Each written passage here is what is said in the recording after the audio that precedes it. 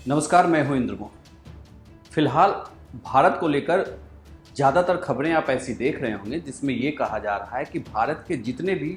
पड़ोसी देश हैं उन्होंने भारत पर अपने तरीके से दबाव बनाना शुरू कर दिया। चाहे वो चीन हो, पाकिस्तान हो, नेपाल हो, या अब यह भी कहा जा रहा है कि भूटान की तरफ से भी भारत के लिए मुश्किलें लाई जा रही हैं।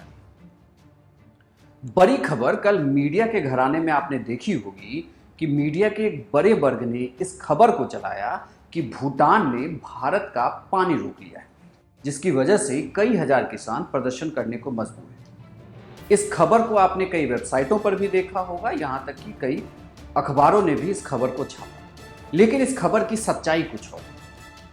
भूटान के साथ भारत के रिश्ते बहुत ही अच्छे हैं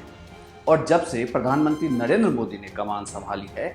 तब से यह रिश्ता और भी मजबूत हुआ है। मैं आपको इस खबर की सच्चाई बताता हूं और वो भी इस खबर की सच्चाई के लिए मैं भूटान के एक सबसे प्रसिद्ध अखबार के सीनियर कॉरेस्पोंडेंट के हवाले से वो खबर, जिससे आपको पता चलेगा कि कैसे भारत की मीडिया में जानबूझकर इस तरह की खबरों को चलाया जा रहा है कि भारत के साथ पड़ोसी देश जो हैं वो लगातार दबाव बना रहे हैं भारत पर, या मोदी सरकार में पड़ोसी देशों के साथ संबंध बिगड़ते जा रहे हैं। अब आप इस तस्वीर को देखिए। स्क्रीन पर जो यह तस्वीर है, यह तस्वीर एक जर्नलिस्ट के हवाले से पोस्ट की गई है और सच्चाई यह है कि भूटान ने भारत के पानी को नहीं रोका है। जो ये कहा जा रहा था कि एक नदी के हवाले से कि एक नदी के पानी को रोक दिया गया है, जिसकी वजह से कुछ गांव में जो सिंचाई के लिए पानी का इस्तेमाल होता था वो अब नहीं हो पाता। लेकिन दरअसल जब तमाम देश कोरोना संक्रमण की वजह से लॉकडाउन में हैं, तो ऐसे में संक्रमण को रोकने के लिए भूटान ने भी लॉकडाउन लगाया और इसी लॉकडाउन को लगाने के क्रम में उन्होंने जो नदी का पानी भारत आता था उसे रोका। पहले असम के कुछ किसान भूटान जाकर इस नदी के पानी को अपने खेतों की तरफ मोड़ते थे या अपने गांव की तरफ मोड़ते थे, लेकिन चूंकि लॉकडाउन है इस वजह से सीमाएं बंद हैं और वो वहां जा नहीं पाए, जिसके बाद ये खबर निकल कर आने लगी कि पानी रोक दिया गया। लेकिन अब आप इस तस्वीर में देखिए, साफ हो जाएगा कि कैसे अब भूटान के ही लोग लगातार इस प्रयास में हैं कि असम को उसके हिस्से का पानी मिल सके, ताकि जिन गांव में इस नदी की वजह से सिंचाई का काम चलता है वह आसानी से हो सके। और दूसरी एक दिक्कत यह भी है कि कुछ प्राकृतिक रुकावटों की वजह से भी